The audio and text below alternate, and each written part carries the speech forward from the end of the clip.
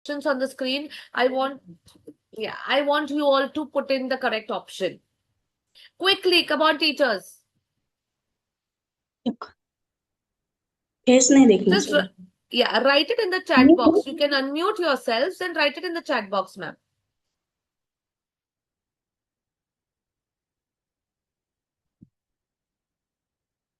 Yeah, it's B, the natural way of children learn. It is not only for fun, but it is basically that's the way that they are learning, the preschool children. Great, great, great. Thank you, thank you. Next one, come on. Now we are on the next one. Play-based learning helps children to. Come on, which option? Yes. Superb.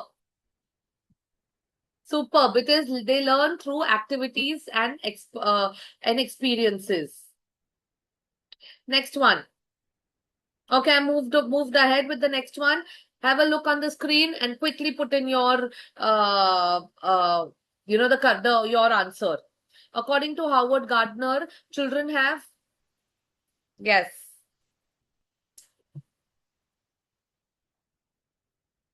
Yes, they have many means they have different types of intelligences, and they all and the child genuinely learns faster when that intelligence is tapped. Okay, next, what activity supports multiple intelligences?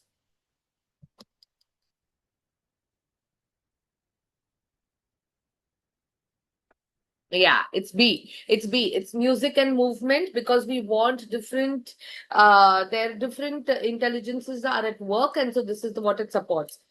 Next one. Come on. Which of the following is an example of play-based learning? Yet again B. Yeah. I think I get hung up on only one option when I make these assessments. I have to keep that in mind. Okay. Play helps in developing.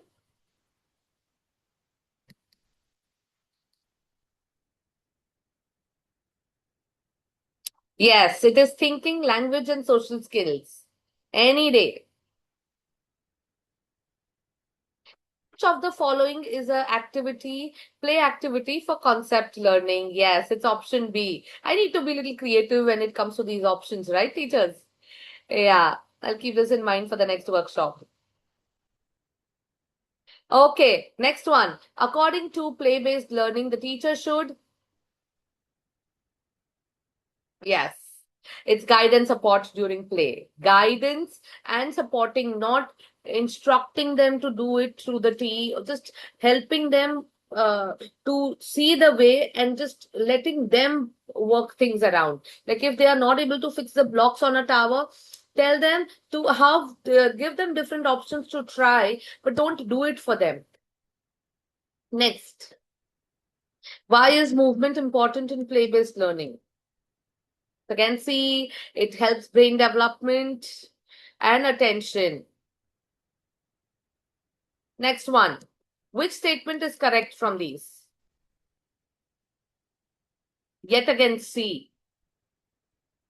Okay, okay. So thank you, teachers. Thank you for the prompt responses, and I'm glad to know that I'm really happy to see the involvement that is happening from your end, and it really boosts us, it motivates us a lot.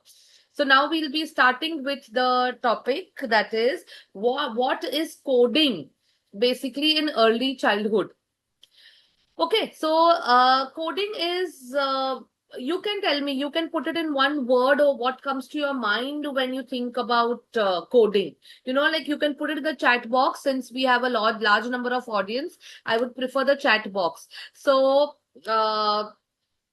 what comes to your mind when you think of the word coding? Anything, whatever comes to your mind, any word that comes to your mind when you think of listen to the word coding. Come on, teachers.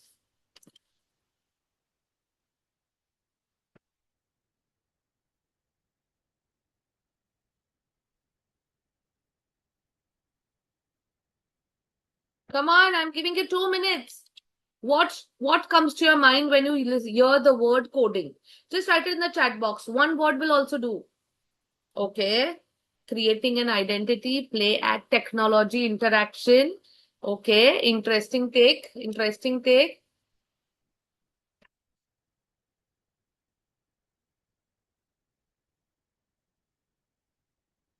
Hands-on learning. Very good.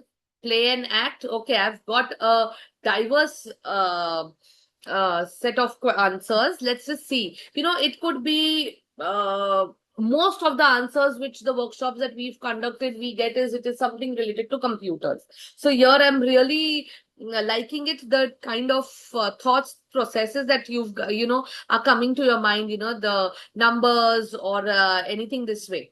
So that's nice. But the most on an average, most of the teachers used to tell me, it's something related to computers. But in preschool, there's nothing like computers, or we are not going to introduce the concept of computers to our preschoolers. So here it is very, very, very different and extremely simple. It is just, broken down into very much small, tiny bits of pieces, and it's very simple. Let's see how. Coding in early childhood, it can also, when you're giving instruction to the children, and when they are following your steps, and then they are solving those problems, or when you're giving them some sequencing activity, some patterns, and when they are recognizing those, all these things come into coding category in preschool or in early childhood, because it is about their way of thinking that we want to cultivate. It is that way of thought process that we want to accelerate when they start for this. For example, I've put in a lot of examples because I wanted to simplify it, the term, because coding itself is a very heavy term, but it's not. In preschool, it is like just something that we do.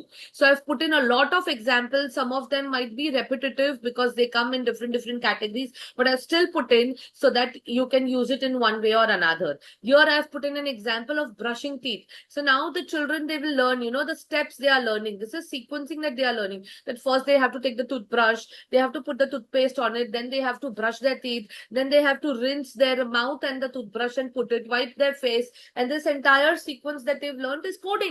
It's one of the coding skills that they are learning.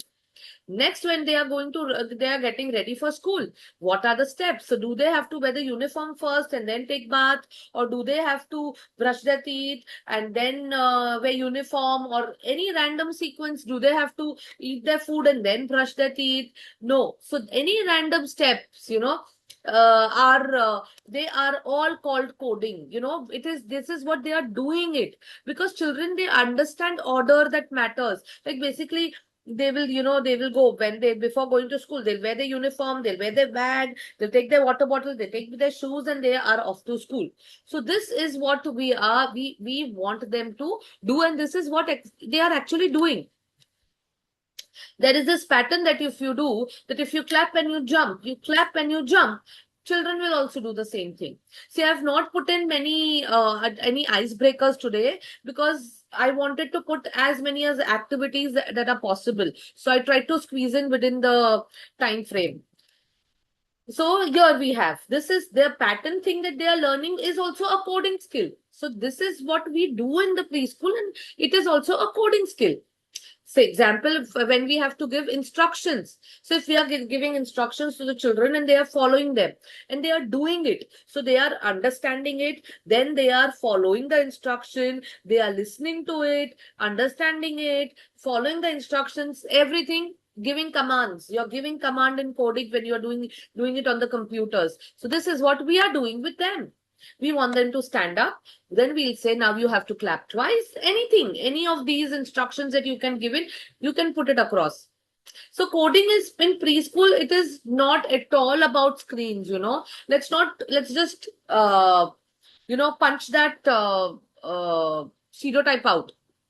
It is all about these 4 major things: thinking, sequencing, patterns, and instructions.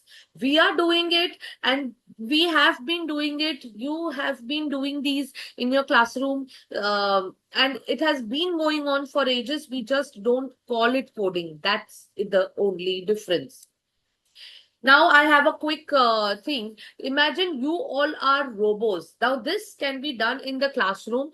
I've just put in, I wanted to, so you can only follow exact instructions. So if I tell you, walk forward, turn right, clap 3 times, keep walking forward. But the child, if I say keep walking forward and then turn, when do we have to turn? When do we have to stop? Which side do we have to turn? So if we don't give clear instructions to them, the children will get confused. So this is exactly how coding works. Clear instructions.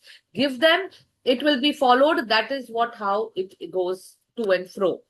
So it is basically very simple. I want you to know is that it is simply teaching children how to think step by step. That okay, now before brushing teeth, the first step is take the toothbrush in our hands and put the toothpaste on it. Then you will brush your teeth. So we are teaching them how to think step by step. So, by thinking step by step, we are cultivating that particular skill, that is problem solving abilities in the children. Because if they are able to bifurcate a task into small, small steps, the problem won't arise. And if at all it arises, they know how to deal with it also. Yeah, so that's a very good thing when we are teaching them how to think step by step. Now, why is coding important in preschool? Why are these skills that we call are important in preschools? Earlier it was not there. Of course, it was not there earlier, but we were not clearly aware of these concepts also earlier, which they were there. Now we've got a proper name and we can make efforts to improvise it, right? So why should we, our children learn coding? So when you're doing these activities, like as I said, talk to, be a robo kind of an activity wherein you are telling the children, walk 3 steps, turn around this way. And if you give them clear instructions, they'll follow. The same thing you can do it on the computers. So they are like our small computers, the cutest version of computers, and we are going to, code them right. Right? So let's do that. So why should we teach? We are not teaching computers to them. We are going to build their thinking skills. I have repeated it. I am putting it because it is important for you all to understand that we are going to build thinking. We want them to build their thinking abilities, thinking skills, not teaching computers. Coding is not restricted to this. Now, what skills can be developed through coding? Okay. Skills that can be developed through coding are basically, the first will be logical thinking. When you say take 2 steps, clap and turn, the teacher children know, okay, this is what we are going to go about. We are going to follow this and this is what the outcome is going to be. So they are thinking logically. Okay, they will think in that order. Okay, I have to take 2 steps, then I have to take a clap and I have to, and then I have to turn. So this they are learning. They are learning problem solving, as I also mentioned earlier. So if you ask them how to reach for the toy, if you keep a toy in one corner of the room, ask them how to get the toy. But you have to give the instructions to us like that. So they may say, I have to move forward. Then I have to turn to the right if the toy is in the right side and pick it up. That's our instruction. So they are learning to solve it step by step. Got it? Sequencing.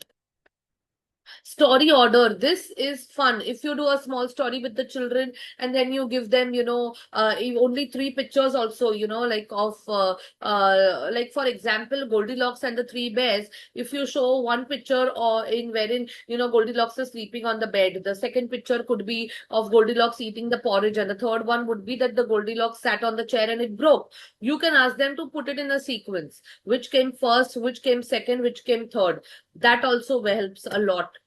Attention and listening. This is so crucial because now the attention span of the children, I think not only teachers and parents, the children are also struggling with their attention, like how to put their attention in. Of course, they don't know that, but this is something, it's like underlining challenge, which is common among everybody that, who are dealing with young ones. So, and listening to them. So if they will pay attention to the instructions imparted, they will listen to them, they'll be able to perform. So we want them to listen carefully.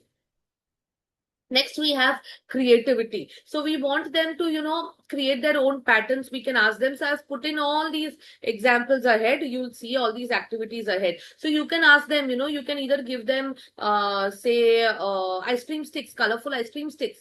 Tell them to make a pattern for them. Make a pattern. Like, one red, one pink, one blue, one red, one pink, one blue. They may make three same identical looking squares out of those ice cream sticks. They can do any of those things. We want them to think out of the box, basically create their own code. This will also help with their confidence. So, oh, sorry. Yeah. Now, skills that are developed, as I said, here we have some theory support that we will be putting in.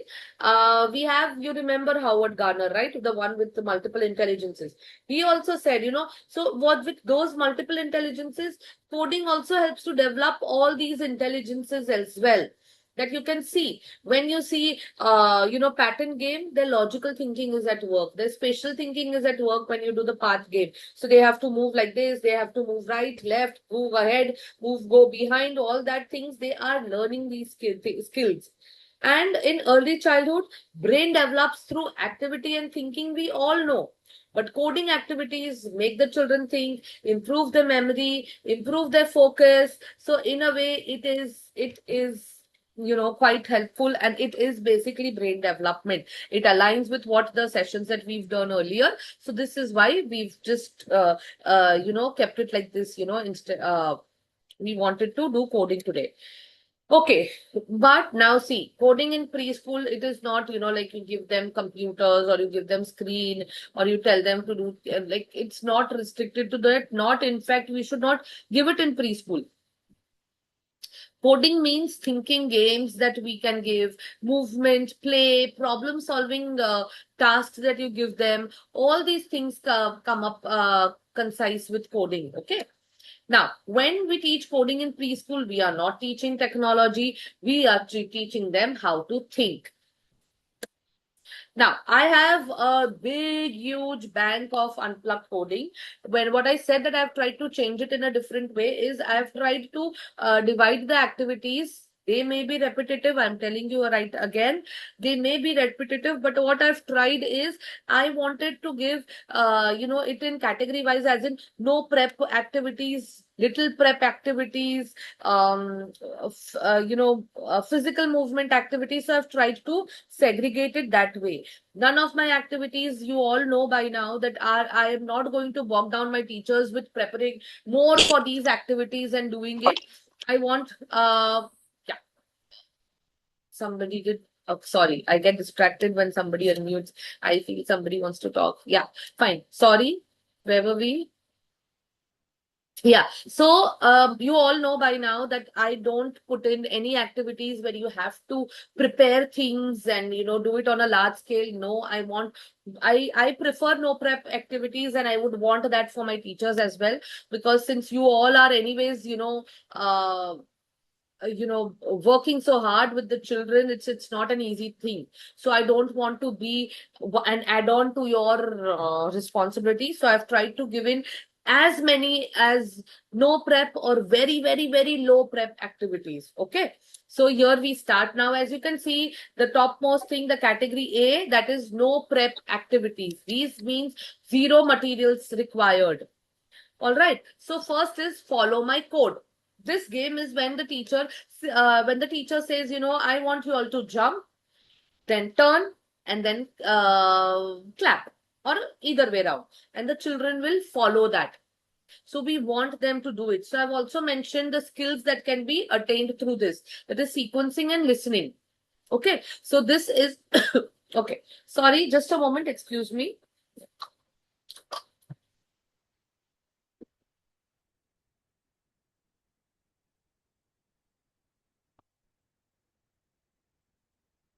Yeah, sorry.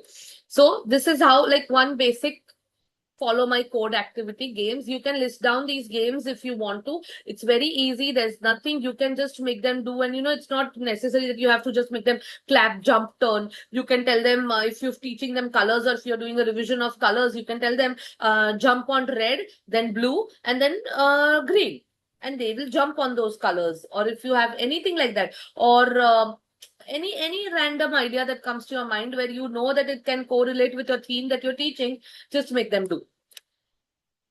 Next we have the mirror me. So we will do these actions and the children have to mirror us. So if we are tapping our head, the children have to do it, because we want them to pay attention, we want them to observe us, and we want them to do it. And if we can make a pattern out of it, like first I will tap my head, then I will pinch my nose, then I will pull my chin. So the same thing, if you continue the pattern, the children will keep doing it before you reach there. So we want that pattern, then you can change the pattern, you can do it. So it is mirror me kind of a thing, right? Second is Simon Says. Now here we want coding version. We want them to do it like,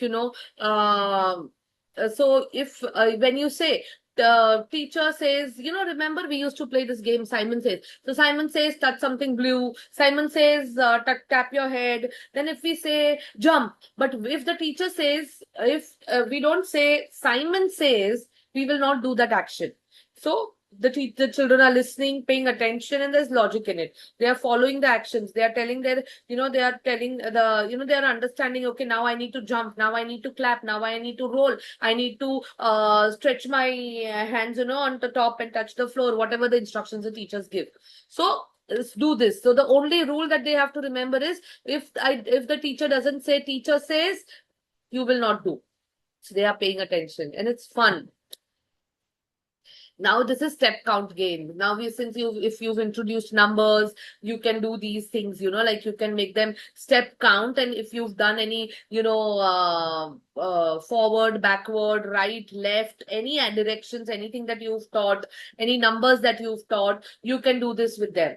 You can tell them, I want you to move 3 steps forward, 2 steps backwards, or if they've grown up, I want you to walk through 4 steps forward, turn to your right, then 4 steps forward. That way you can give them, you can keep increasing the steps, but you can do this with the children, and it is a success. It is super fun. If you have an outdoor play without anything, randomly, that you have to keep the children occupied, do this with them. They will have a blast.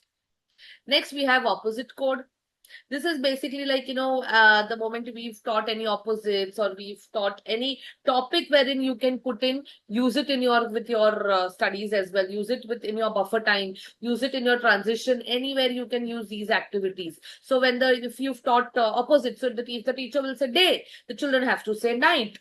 The teacher will say hot, they have to say cold. Now, if we say cold, if the teacher says cold, they have to quickly say hot.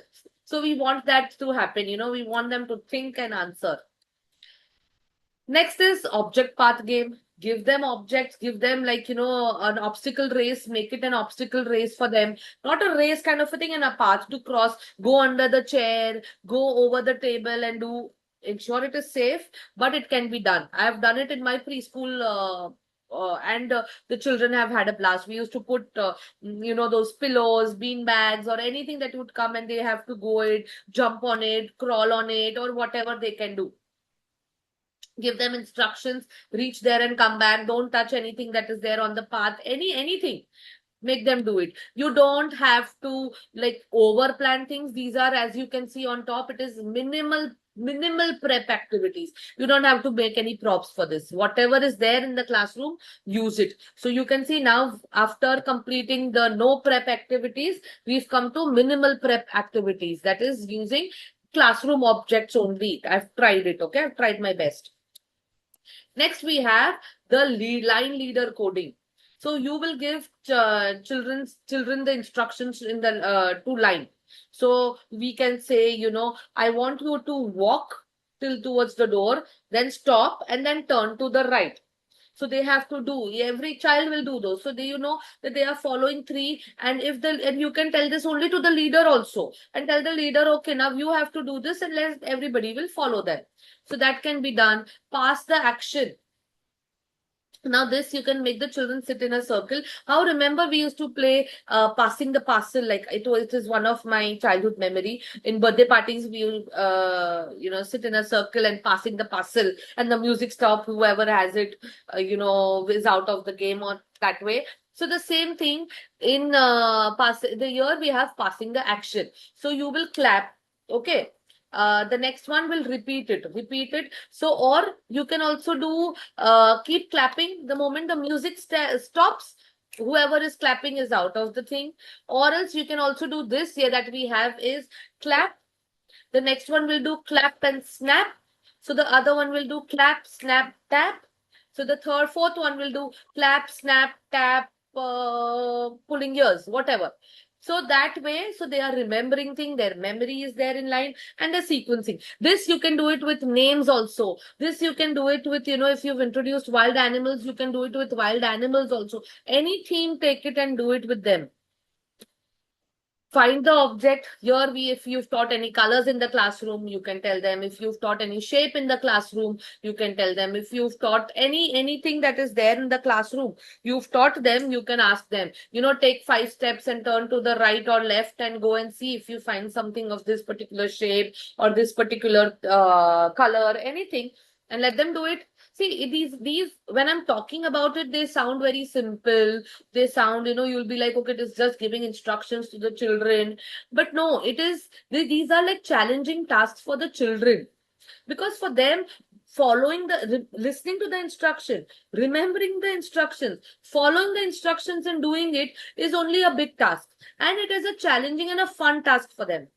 Okay, we are challenging their brains. So we want that. That's why I've put in all minimal, simple stuff. So you can already pre-plan and put some red color objects or any shapes that you've taught or whatever you want to do, and you can make them do it. So this is again minimal prep. Next we have sit, stand, code. So here you can also do it like this. The teacher can do one action, do it once, and then sit, and then see whether the children can remember or not. So for the first time, if the children can, the teacher will clap only twice. Then you will wait. You will see the children follow. Next step you can do is make it 2-step. Clap twice or clap once and shout hooray. So let the children do it. Add one more task. Add 4 tasks and see how well they are following the pattern. This is fun. Now you can draw arrows on board, or you can put arrows in the floor also. What we used to do, we in our school when I was a teacher, we had this at the entrance only, right, like after they enter the lobby, they had this staircase to go to the classroom.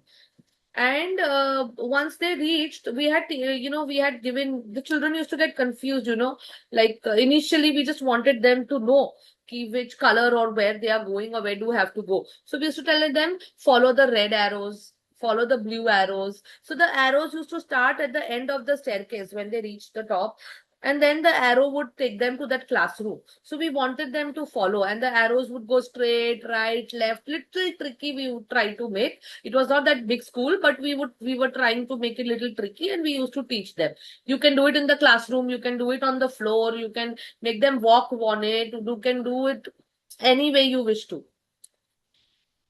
Here, now these are little grown up. Like if you have senior KG children, you can draw, you can draw a cat, and let them draw the dog, or you can draw any shape, you can draw anything. I just thought of writing it like this, but you can do it whichever way. Let them guess, let them do it.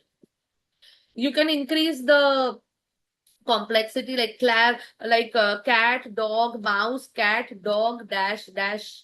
So they will see mouse and cat, let them do that way. You can increase the complexity with every grade.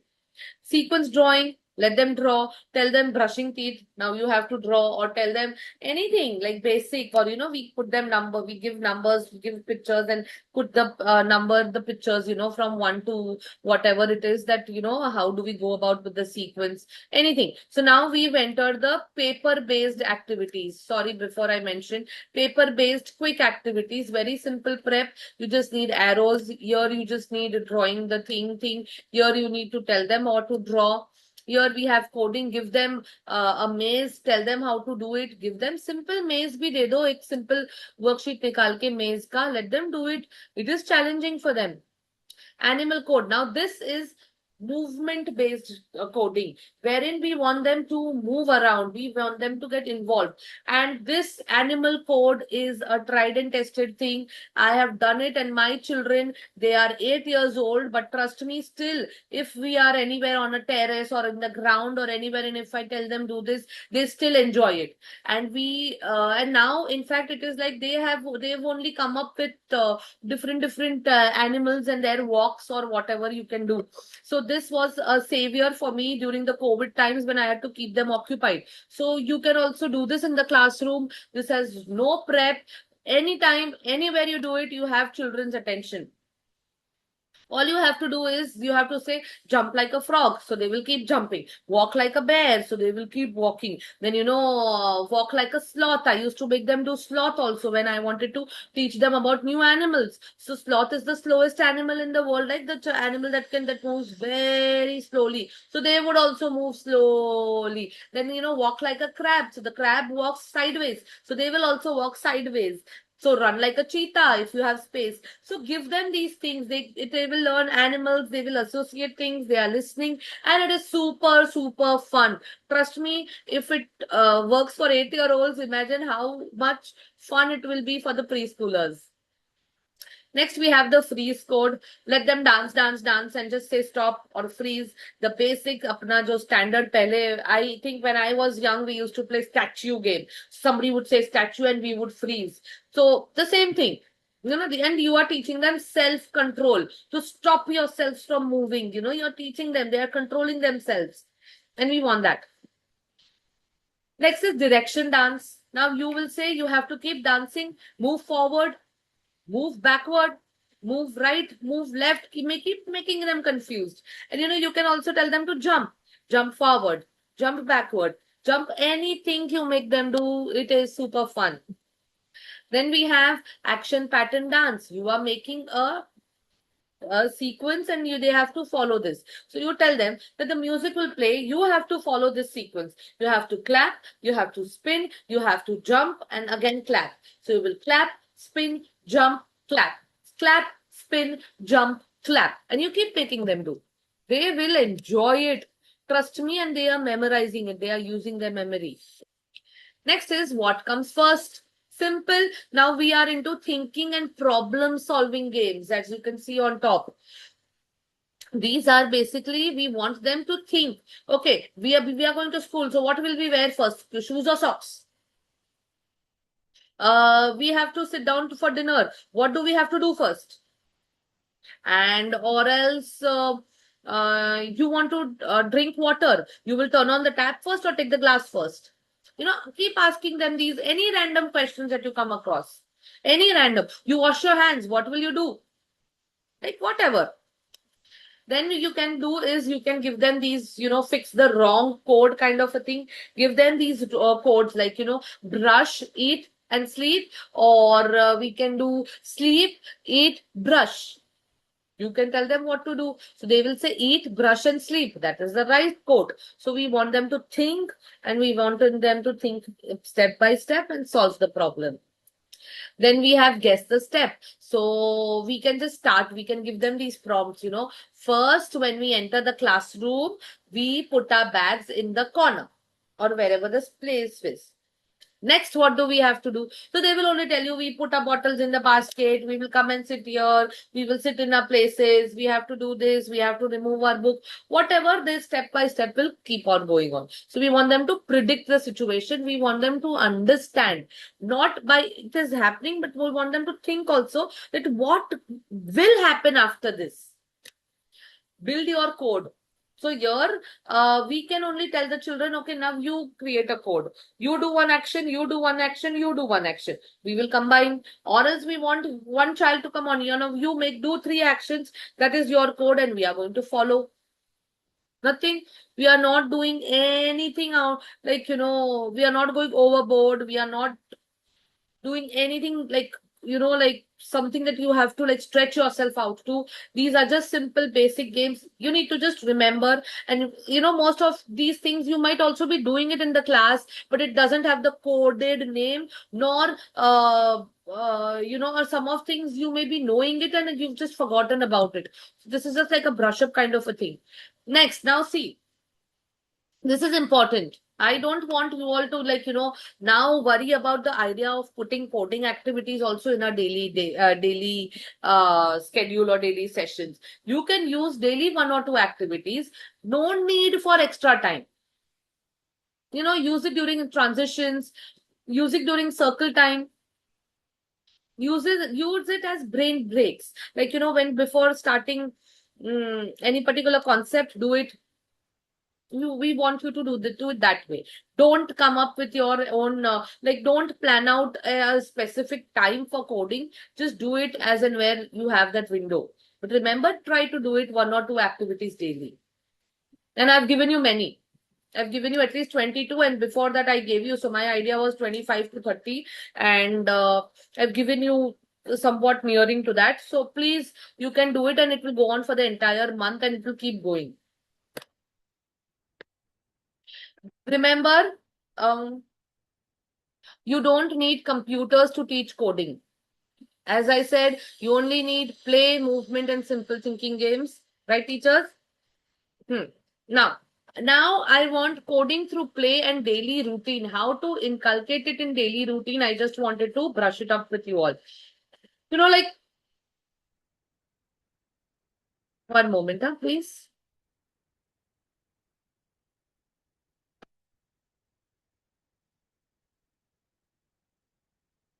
Yeah, sorry, I think there is some network issue. It's just getting little slow. So I just thought of turning off the video. Yeah. So many teachers, they may feel, like what is coding and why do I have to do it and how will I teach it now? Yet another thing to learn. No, it is you are doing it. You are already doing it, which I've already said. I will just try to integrate coding activities in our coding activity skills in our daily activity. I just want to show it to you. See, it's not moving. 1 minute. Yeah. Okay. So in daily routine, like line up, when you are line up time, when the children are lining up. So you will say, first we stand, then we walk, then we stop. So these, like you're giving them instructions and they are following it. They are doing it step by step. So it works, like they are following instructions. There's discipline in the classroom. Your classroom is organized. There's no chaos when it comes to, when they have to leave the classroom or when they have to line up. If they know these 3 instructions, bam, all your children are standing in a line. Next, we have circle time. During circle time, you can make them do, when you want them to sit down and talk to you, or when you want them to be, attentive before starting the concept, do this. Do any activity, any actions, you have the children's attention.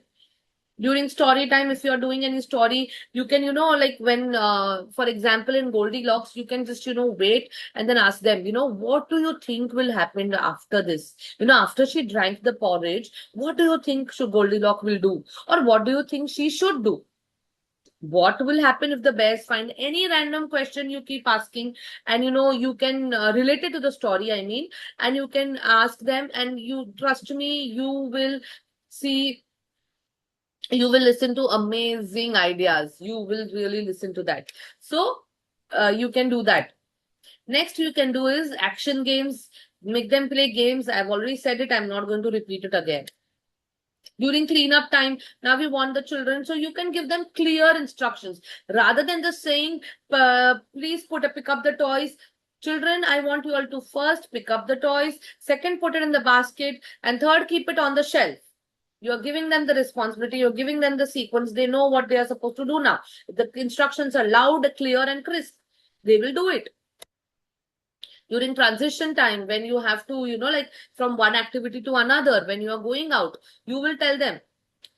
Instructions should be clear that this is what we need, or you can ask them, okay, what all things do we have to do? Tell me 3 instructions that we need to follow before stepping out. So they will tell you, like, first take the water bottle, then teacher, we have to wear our shoes, or we have to just, stand in a line, and then we have to go and wait near the whatever rules that you have. So they will follow that. So simple, all these activities will teach sequencing, patterns, instructions. All these are basic coding skills. And I just wanted that to inculcate that. Now, simple, this is just a basic thing that I wanted to say. Just make small changes, teachers. Add more instructions. Break the instructions step by step. Ask more questions to the children. Let the children also give commands sometime. Ask the child, what should we do first? What will happen? If you make these simple changes, these are three basic suggestions that I've put in. If you try to put it, trust me, by the next workshop, you will see a difference in the classroom if you are just doing these three simple things. First, add more instructions. Break the task into small steps and add instructions. How I told you for picking up the toys also, or anything that they are doing, pick up the toys, put it in the basket, and it goes on the shelf. So now they also are very clear about it. We don't want confused robots, or we don't want those cute computers to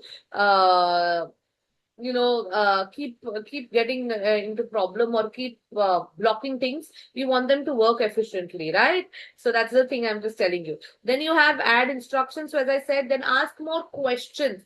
Keep asking questions. Keep asking questions. Not just basic ones. Why? What? Ask them anything. What will happen to this? Any topic that you're teaching, of what if, like, for example, you're teaching community helpers in school. Ask them, what if we didn't have any firefighters? What would happen? What would ask? Let the children also take that thing of giving commands, let them have that authority for once, like, okay, yeah, we can also give commands and it can be followed. So this will boost their confidence also, and they will also learn how to do it. Which activity, teachers, do you already do? Come on. Quickly, not much of the session is left now. I've tried to concise it as much as possible. Any activities, teachers, that you do in the classroom?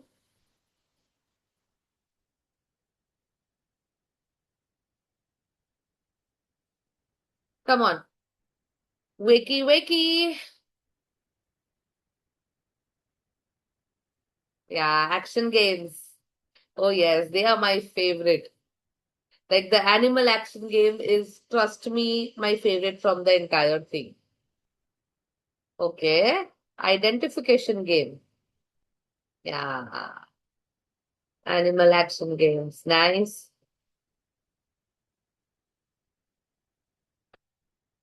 Now, most those, the teachers that are responding, I really thank you so much. I appreciate it. I always enjoy it when the chat box is filled with these messages, because I like it. It's like a good reciprocation kind of a thing. So what I've noticed is that most of you all do action games. Try uh, you know uh, breaking those instructions, because if they are doing these action games with you, they are already listening or following the instructions. Try giving those small instructions and making them do one task. It will work very faster. It will work very smoother. It will be smoother for you all. Keep material back in their place. Very good. Very good. See, you all are already coding. Huh. See, superb teachers. Thank you so much. Thank you. I'm moving ahead. So basically, coding is not something new. As I said, as you all are also doing it, you are already doing it in the classroom. Now we've just got a technical and more cool term for it. That's it. Okay, you already teaching coding. Now we will teach better. Now I just want to do this is that I'm going to introduce some simple coding tools. Okay, I won't take much time. I know, but I'll take 4 or 5 minutes. We just have to do is I'm going to show you simple coding tools. These are not for like you can do it in the latter half, or for class 1 or 2, or for preschool children, a senior KG in the second term or something. But I've just introduced, I just want to show you these activities. Should we, and many times, teachers do ask us that should we use any apps for coding? We do say yes, you can, but please, in a very simple and an extremely limited way. If it is my way, there should be no apps for the children, because we want them to think without, work around it. Once they grow up, they are going to be surrounded by these apps. But if at all it is needed, or if at all you need to do it, but in a very limited way. I wanted there is this one simple tool which is called a Scratch Junior. It is a very, very simple coding app. It is made for the children, and I've tried it with my on my children. Whether they were able to crack it or no, whether they were able to do it or no, and they could and they can do it, and it's very easy and fun. I'll show you. I have got a glimpse of it. So basically, they create stories using, the characters to move, turn, jump, and the character follows instructions. So this is how the homepage of Scratch Junior looks like. So here you can see the buttons that you can see, that the yellow, blue, purple, and the green, and those ones, they are the commands that we can give. And as per the commands, we can make them play. We can make the character animate, like move around. So those are the characters on the left side of the screen. If you see the barn, the chicken, the cat, they all are the characters that we are using. The right side is the first page, that what we are making. You can add more pages. If you click on the green flag, you will know, you can see the entire thing in process where the cat is moving and what instructions, how will the cat move. If you look down where there is an outline of the cat, you will see there is a green flag with the 3 arrows, different, like one on the right and the other one's taking a turn. So you can see the numbers are also given. So that many times the cat will move around. And the other one is that after that, what will the cat do? So it is how it will go. Okay. So it is very interesting. It is super easy, fun for children. You can do it for the little bit older kids, not for our preschoolers. But it is like, they are giving instructions, they are giving the commands, and they can see the results. So it's that instant result will always, be lucrative. But it is a clarification I want to say. This is totally optional. I don't want any of the preschool teachers to think and worry that, okay, now we have to do an app also for the young ones. They are very young.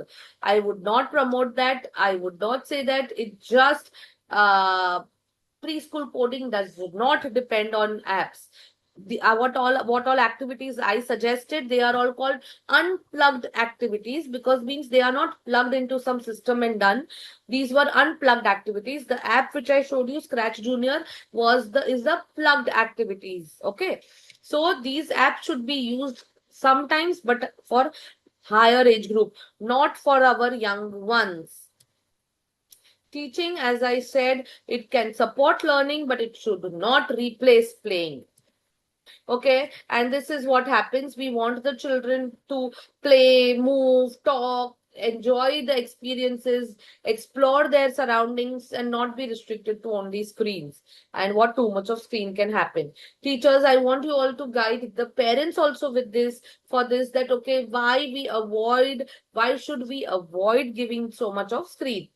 Even the parents know, of course, but we have some justifiable answers for them. So encourage them to play at home. Suggest some time limits that you should put in. Don't depend on the screen alone. So coding does not need screens. Children need these things. Technology can support learning, but it should not replace real experiences. Clear and thinking, but it should be without pressure that we want them to do it in preschool. We don't want them to, again, worry about the concept or pressurize the children in any way. So I have come to the end of the workshop. I have completed it in record time today. So teachers, any suggestions before you leave the meeting, please, you can put in, or you can put it in the chat box. And please do not forget to write the review. Please fill the review form. The link has been shared, and it will be shared one more time. The review, please review us over there. It would be great. And yes, we will share the recordings. I will just put forth with the team also to share the recordings with you all, ma'am. And just remember to fill in the review form. It's compulsory. And thank you so much. Any doubts, anything, you can let me know. Otherwise, teachers, I'll see you for the next session very soon. Thank you. Thank you. Yeah, I'll ask for all the sessions also. Yes. And see, the review link has been shared again. Please go through it and do the needful. Thank you so much, teachers. It's great having you all here. Thank you. so much. Yes, yes. Thank you. It's great having you all here, and I'll see you in the next session. Thank you, ma'am. Thank you. Thank you so Yes, much. thank you. Thank you so much, ma'am. Thank you. Thank you. ma'am. Thank you so much. And yeah, I'll keep the window open if at all you have any doubts. Otherwise, we can conclude the meeting here, and I'll see you in the next session.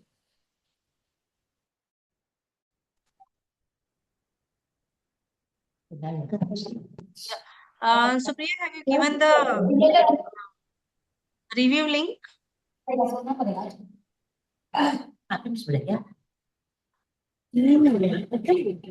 Yeah. Yes, ma'am. I have. Yes. Hello Yeah, everyone. I hello. hope the meeting went well. So kindly please One send your question I have. See, yes, there sir. were from my school, there were four teachers who didn't get the link to join Zoom meeting. Only one teacher got it. So the May I other know your rest of school them name, didn't sir? get. Visionary Minds. Visionary I Minds. had